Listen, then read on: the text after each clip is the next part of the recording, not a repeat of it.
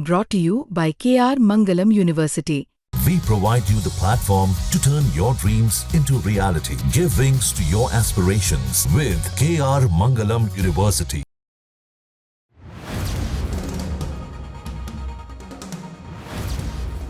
Thackeray brothers साथ आते दिखे तो महाराष्ट्र की फडणवीस सरकार ने त्रिभाषा वाला अपना विवादित फैसला वापस ले लिया। दरअसल हाल में महाराष्ट्र सरकार ने एक आदेश जारी किया। इस आदेश में मराठी और अंग्रेजी भाषा के स्कूलों में कक्षा 1 से 5 तक तीसरी भाषा के रूप में हिंदी पढ़ाए जाने को मैंडेटरी करने की बात थी। हिंदी थोपने का विरोध राज ठाकरे और उद्धव ने किया तो कुछ ही दिनों में महाराष्ट्र सरकार ने अपने ही फैसले को रद्द कर दिया। साथ ही महाराष्ट्र सरकार ने इस नीति की समीक्षा और क्रियान्वयन के लिए एक नई समिति गठित करने की घोषणा की। डॉक्टर नरेंद्र जाधव की अध्यक्षता में एक समिति बनाई जाएगी। इस समिति की रिपोर्ट आने के बाद ही नीति लागू की जाएगी। सीएम फडणवीस ने कहा कि जब तक समिति की सिफारिशें नहीं आती तब तक 3 लैंग्वेज पॉलिसी से संबंधित दोनों ऑर्डर रद्द किए जा रहे हैं। आलोचना के बीच फडणवीस को यह भी कहना पड़ा कि महाराष्ट्र ही केंद्र बिंदु है। बता दें कि जब इस सरकारी आदेश के बारे में पता चला तो शिवसेना यूबीटी के प्रमुख उद्धव ने और उधर महाराष्ट्र नवनिर्माण सेना के राज ठाकरे ने इस फॉर्मूले को सिरे से खारिज किया। नतीजा ये हुआ कि राज ठाकरे ने त्रिभाषा फॉर्मूले के खिलाफ जन आंदोलन का ऐलान कर दिया।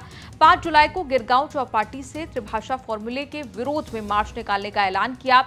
राज ठाकरे ने कहा कि वो देखना चाहते हैं कि आखिर कौन कौन इस मार्च में शामिल होता है। जो नहीं आएगा उनका भी ध्यान रखूंगा। राज ठाकरे ने मोर्चा खोला तो उनके चचेरे भाई उद्धव ने भी पूरा साथ दे दिया। उद्धव ने भी आंदोलन का समर्थन किया। उद्धव ने साफ कह दिया कि उनकी पूरी पार्टी राज ठाकरे के समर्थन में खड़ी रहेगी।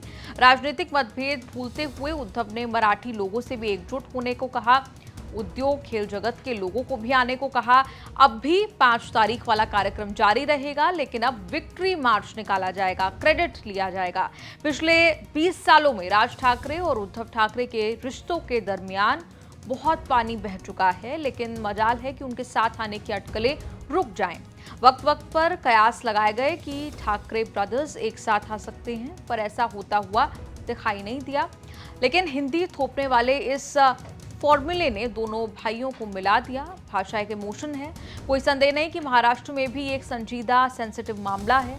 उद्धव ठाकरे ने भी कहा था कि जितनी भी कोशिश कर ली जाए हिंदी थोपी नहीं जा सकती। अब ठाकरे ब्रदर्स के इस मसले पर साथ आने को लेकर सियासी चश्मों से इसे देखा जा रहा है। राज ठाकरे की तो सियासत का आधार ही मराठी भाषा को लेकर है, वो इसे लेकर आक्रामक रहते हैं।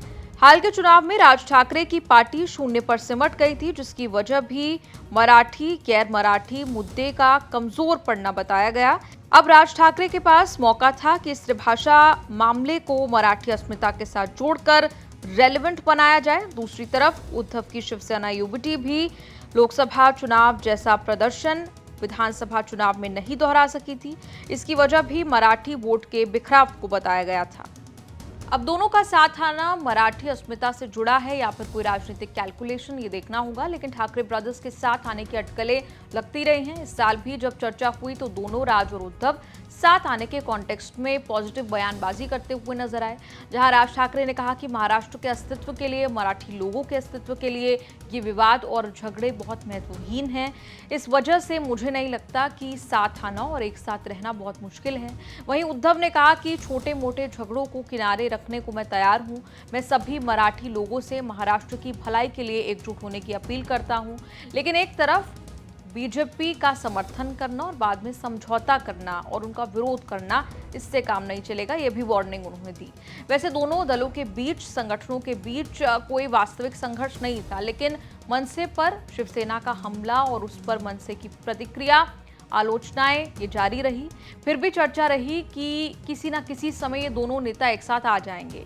भले ही दोनों पार्टियों के उम्मीदवार एक दूसरे के खिलाफ चुनाव लड़े हों, लेकिन चर्चा यही रही कि दोनों साथ आएंगे। दोनों ठाकरे भाइयों के मामा ने भी ये कहा था कि वो दोनों को साथ लाने की कोशिश कर रहे हैं, लेकिन दोनों के एक साथ आने का मुद्दा परिवार, पार्टी, ईर्ष्या, आरोप प्रत्यारोप, राजनीतिक संगठन और भावनाओं के चक्र में घूमता रहा। बेशक दोनों नेताओं को पारिवारिक विवाहों या फैमिली फंक्शंस में, अन्य आयोजनों में शामिल होते देखा गया। दोनों नेताओं और उनके परिवारों को हाल में भी पारिवारिक समारोह में भाग लेते देखा गया था। लेकिन क्या राजनीतिक मिलन होगा या नहीं, ये देखना होगा। आपका इस रिपोर्ट पर क्या कुछ कहना है, कमेंट्स में लिखकर अपनी राय जरूर दें।